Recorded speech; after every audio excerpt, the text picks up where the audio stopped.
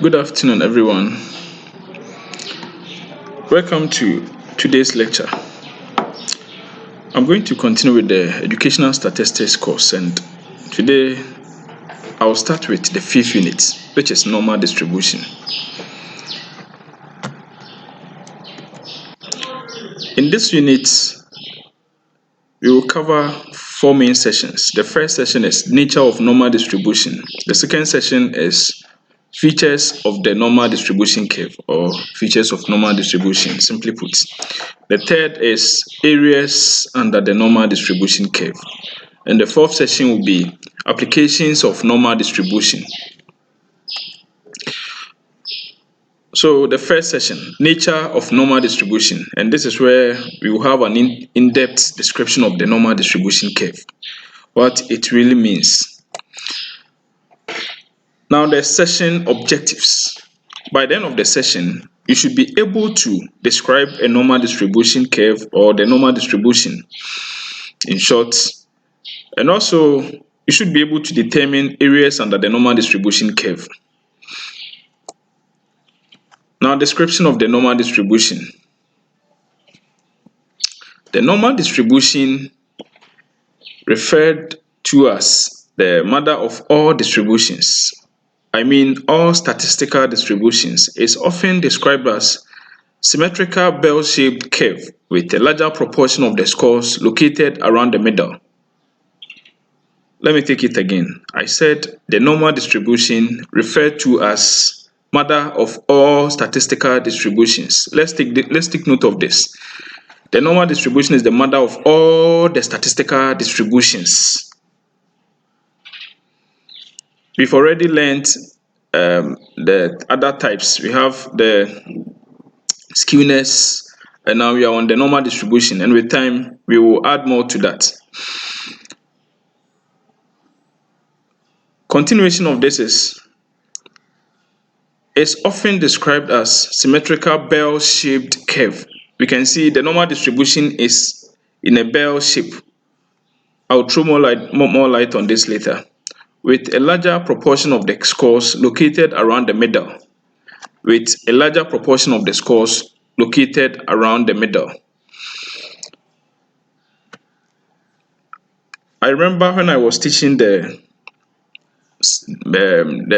distribution of scores, when I was explaining the distribution of scores, I made emphasis on the two main distributions. When it is not normal, it is skewed. That is what I said. And I explained further that when the distribution is skewed, that is where we are able to determine whether the students perform higher. I mean, their performance was good, or whether their performance was low, or their performance was bad. So with this, I used the two main types of skewness to explain the good performance and the bad performance or poor performance. Remember I said when the distribution skews to the left, when it is skewed to the left, it shows good performance, and when it is skewed to the right, it shows poor performance. So in the two diagrams, we have A and B, the ones with I've just drew with the red ink. You can see that one is declining to the right, and the other, I mean the B, is declining to the left. So we are looking at the decline, where it is falling to. The name comes from the angle it is falling to. So the one falling to the right direction, the one descending to the right direction, is the positive skewness or the right skewness. And the one descending to the left direction, that is the B, is the left skewness or negative skewness, because it is falling on the negative scores. Let me even add the scores. Assuming we have these scores beneath the bar.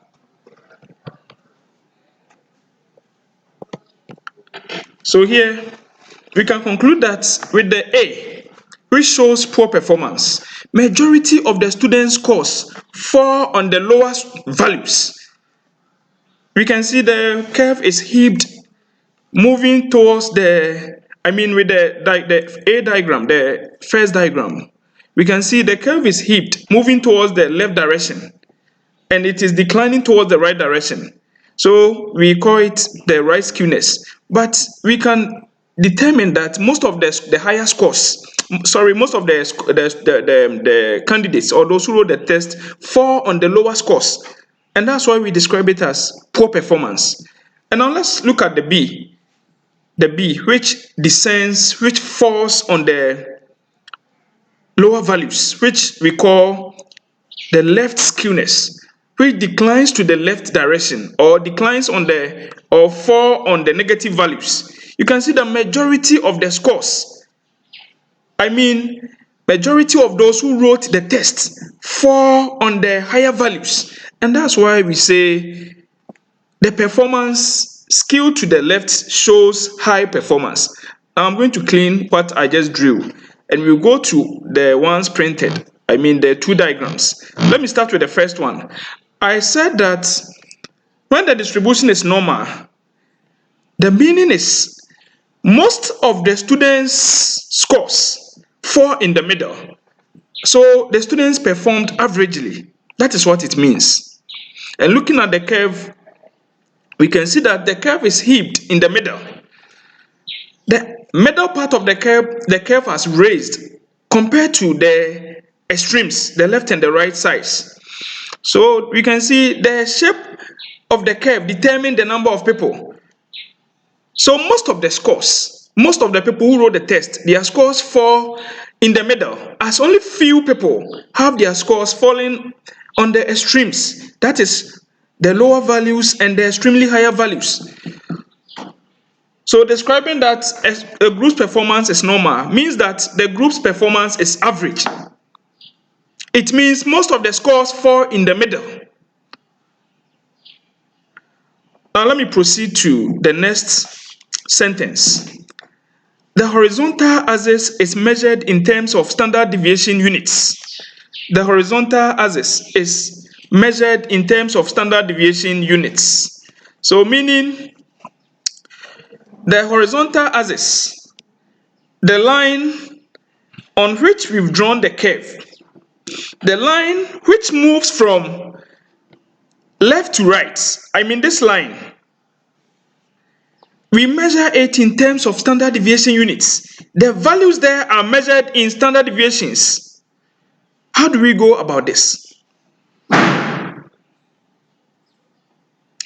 The values decrease to the left. They decrease to the left and increase to the right from the center, where the mean is located. So meaning the value in the middle becomes the mean. And like I said earlier, the values decrease from the middle, the mean, where the mean is located, to the left direction, and they increase from where the mean is located to the right direction. Let's take note of that.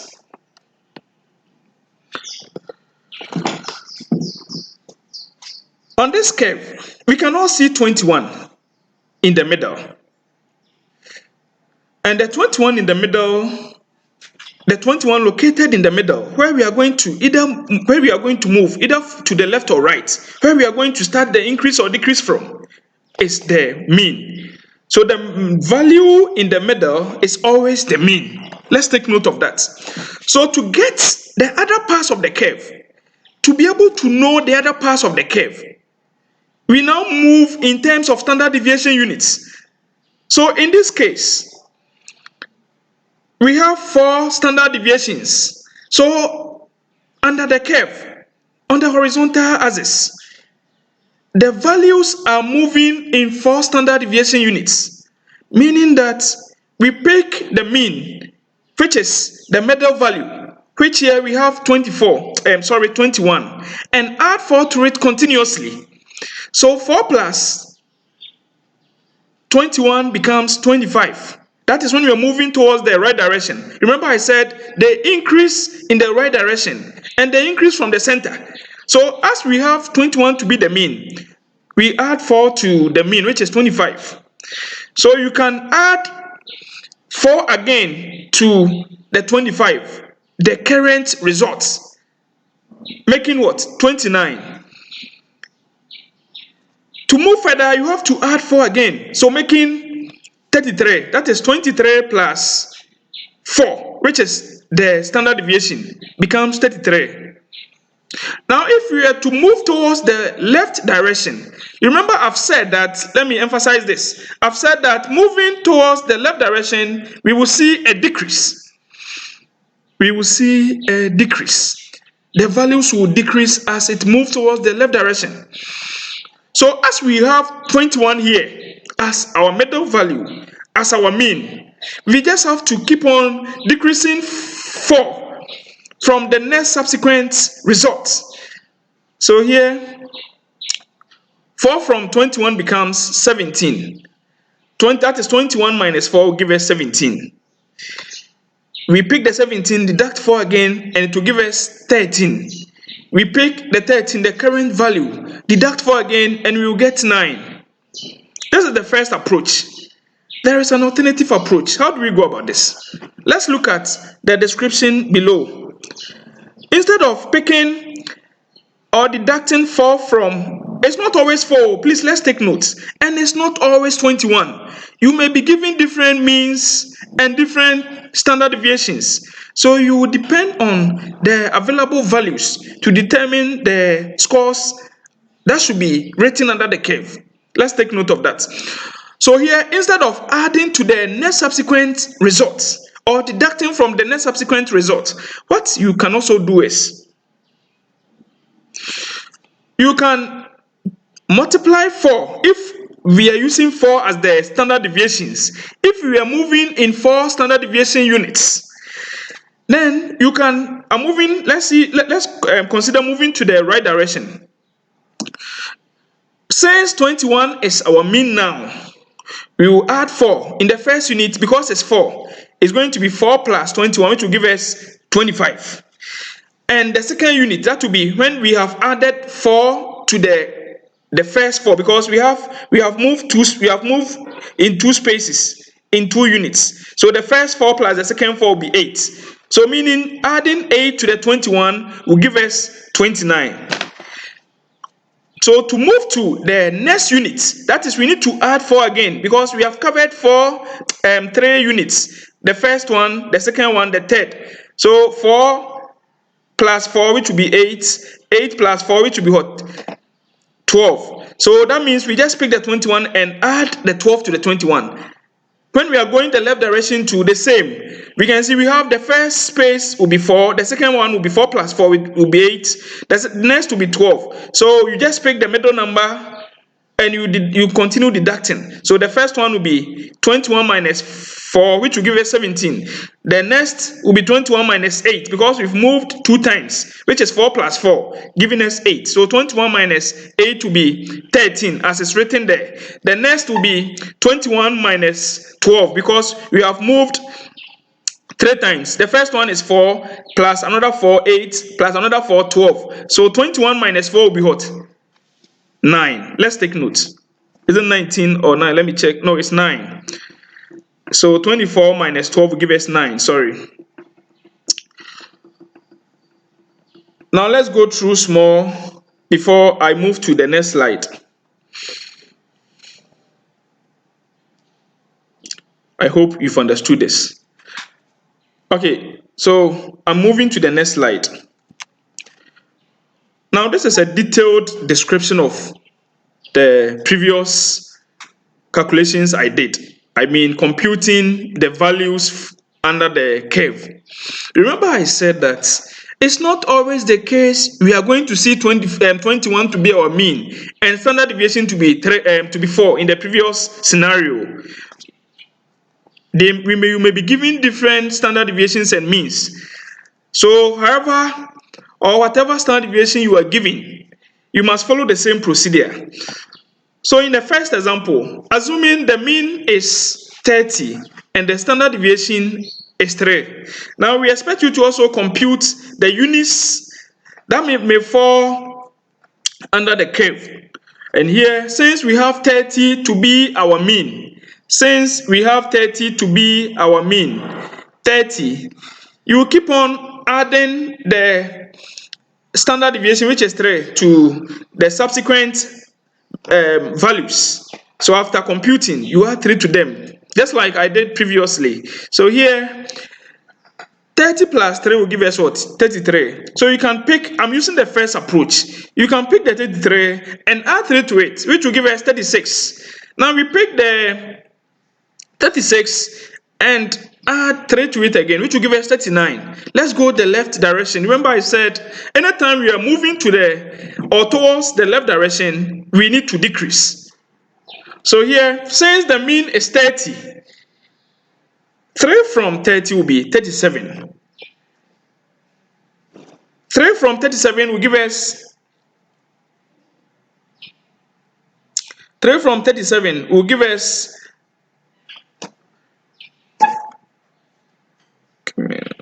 pause.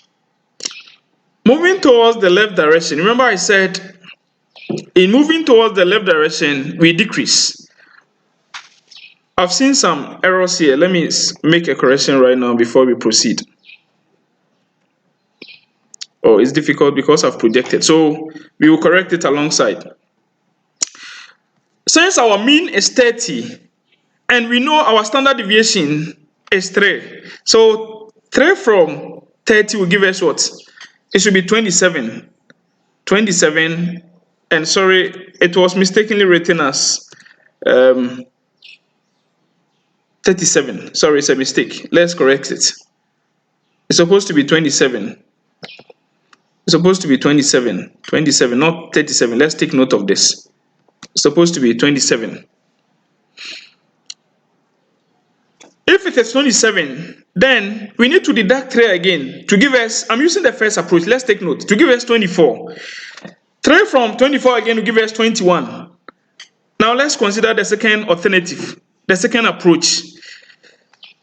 When we move twice, it appears like we've added 3 2 times. When we move thrice, it appears like we've added 3 times. So the first time it will be 3, the second time it will be 6, the third time it will be 9. So you just, when you are picking it like this, then you just be adding it to the original, the mean. I mean the actual mean. You'll not be adding it to the subsequent result or the outcome. So the second approach, that is what I've written here. 30 plus 3, that is the first instance, which will give us 33, the same thing. 30 plus, now we've moved twice, so 3 plus 3, which will be 6. So 30 plus 6 will be 36. And the next will be 30 plus 9, which will give us 39.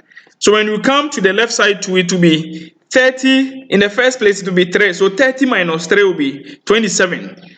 30 minus, now we have moved twice, so 3 plus 3, which will be 6. So 30 minus 6 will be 24. Then the next will be 30 minus 9, which will give us 21. So you follow the same, and that is what we did to get the answer for the examples 2 and 3.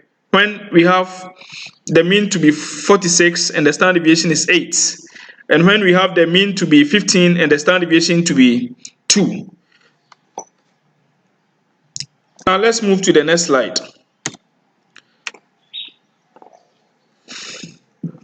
The next slide presents you with some examples you have to try yourselves. So try these and send to me privately. Send it to my Telegram platform.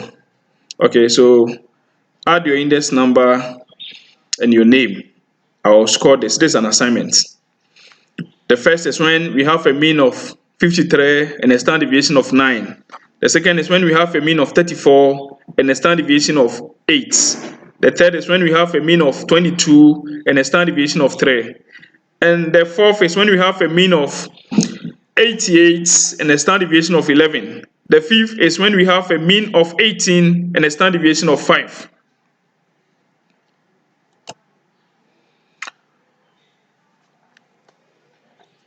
A continuation of the description of the normal distribution.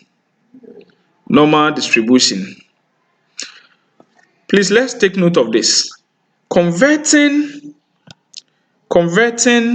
raw scores to z-scores The mean is 0 and the standard deviation is 1. Let's take notes. Converting raw scores to z-scores. Remember, in the previous units, I taught you standardized scores. And standardized scores, I gave you two major standardized scores, which is the z-score and the t-score. When I said before we can put raw scores from different subjects to a common standard for easy comparison, I emphasize that the best way is to convert them to any of the standardized scores so that you can compare across subjects. So when you put them to the z-scores, they become standard. So we can use them as a basis for comparison. Now, what we treated is just an ordinary normal distribution curve. Now we are going to see how we can also standardize the scores under the normal distribution curve, which brings us to another aspect of the normal distribution. I mean, another type of the normal distribution.